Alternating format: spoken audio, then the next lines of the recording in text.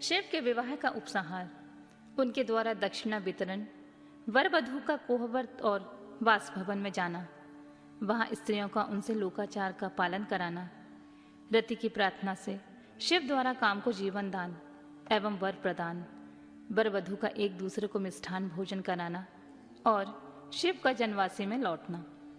ब्रह्मा जी कहते हैं, नारद, तदनंतर मेरी आज्ञा पाकर महेश्वर ने ब्राह्मणों द्वारा अग्नि की स्थापना करवाई और पार्वती को अपने आगे बैठाकर वहां ऋग्वेद, यजुर्वेद और सामवेद के मंत्रों द्वारा अग्नि में आहुतियां दी।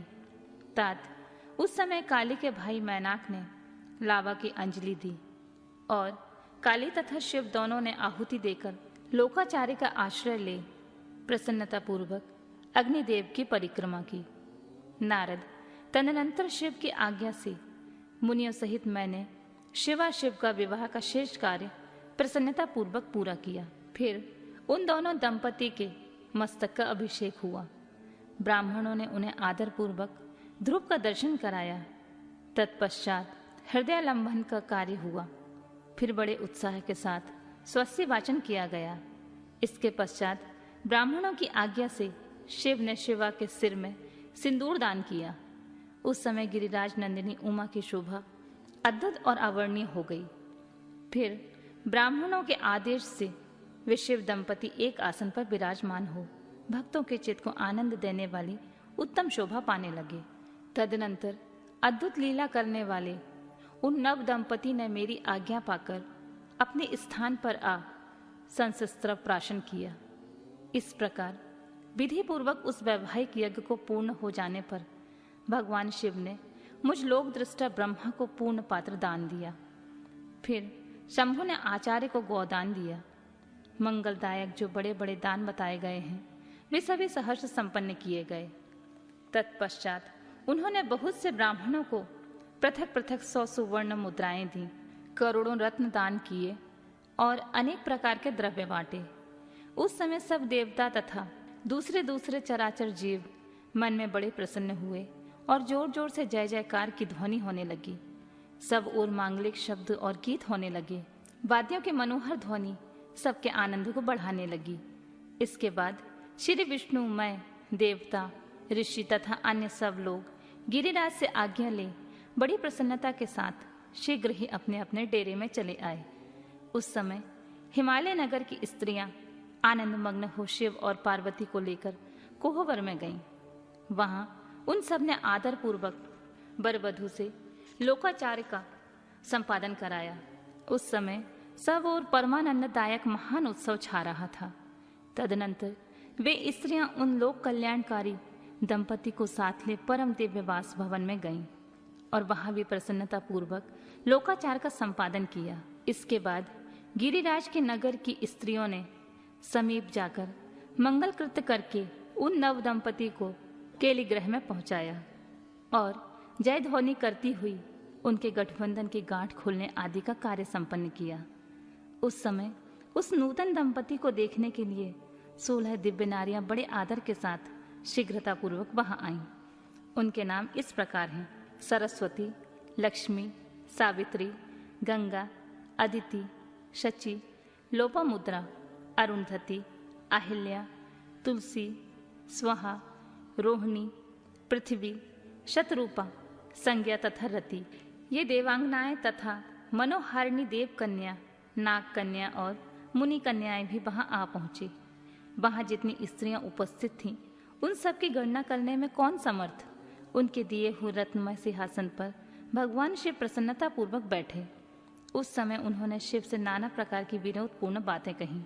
तदनंतर प्रसन्नचित्त हुए भगवान महेश्वर ने पत्नी के साथ मिष्ठान भोजन और आचमन करके कपूर डाला हुआ पान खाया। इसी अवसर पर अनुकूल समय जानकर प्रसन्न हुई रति ने दीन वत्सल भगवान शंकर से कहा, भगवान, पार्वती का पारिग्रहण करके आपने अत्यंत दुर्लभ सौभाग्य प्राप्त किया है। बताइए, मेरे प्राणनाथ को जो सर्वथा स्वार्थ रहित थे, आपने क्यों भस्म कर डाला? आप यहाँ मेरे पति को जीवित कीजिए और अपने अंतःकरण में काम संबंधी व्यापार को जगाइए। आपको और मुझको जो सामान्य रूप से वियोग जनित संताप प्राप्त हुआ है उसे दूर कीजिए महेश्वर। आपके इस विवाह उत्सव में सब लोग सुखी हैं, केवल मैं ही पति की बिना दुख में डूबी हुई हूँ। देव शंकर प्रसन्न हो जाइए और मुझे सनाथ कीजिए। दीनबंधु परम प्रभु अपनी कही हुई बात को सत्य कीजिए। चराचर प्राणियों सहित तीनों लोकों में आपके सिवा दूसरा कौन है जो मेरे दुख का नाश करने में समर्थ हो। अतः ऐसा आप मुझ पर कृपा कीजिए। दीनों पर दया करने वाले नाथ, सबको आनंद प्रदान करने वाले, अपने इस विवाह उत्सव में मुझे भी उत्सव संपन्न बनाइए।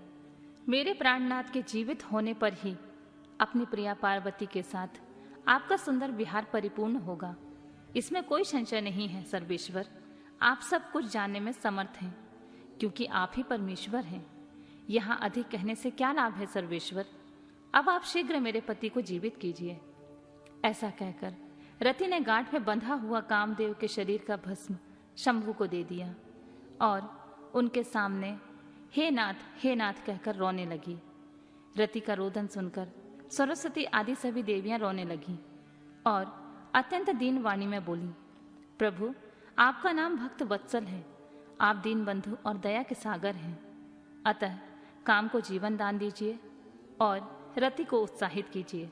आपको नमस्कार है।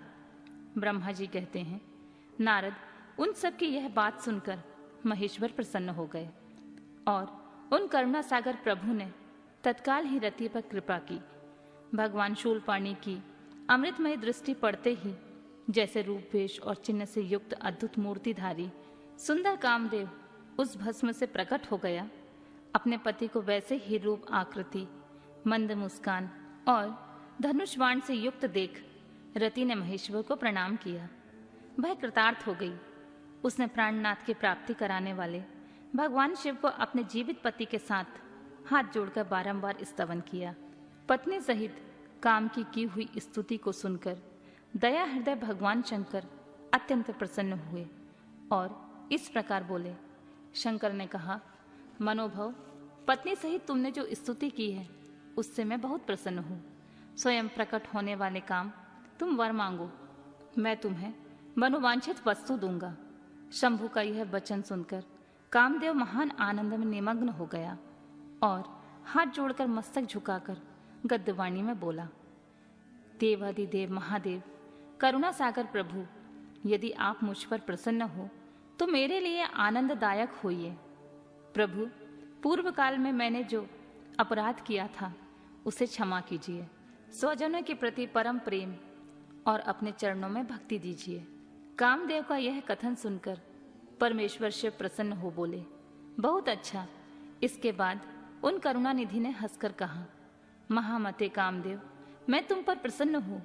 तुम अपने मन से भय निकाल दो, भगवान विष्णु के पास जाओ और इस घर से बाहर ही रहो। तदनंतर काम शिव जी को प्रणाम करके बाहर आ गया।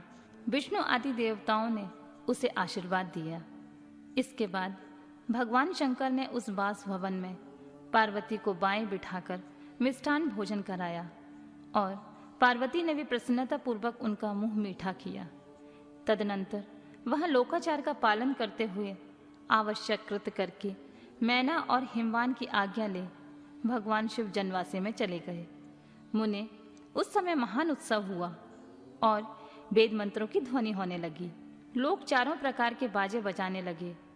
जनवासे में अपने स्थान पर पहुंचकर शिव ने लोकाचारवश मुनियों को प्रणाम किया, श्री हरि की ओर मस्तक झुकाया।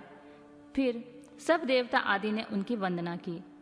उस समय वहां जय जयकार, नमस्कार तथा समस्त विघ्नों का विनाश करने वाली शुभदायिनी वेद ध्वनि भी होने लगी। इसके बाद मैंने भगवान विष्णु ने तथा इंद्र ऋषि और सिद्ध आदि ने भी शंकर जी की स्तुति की।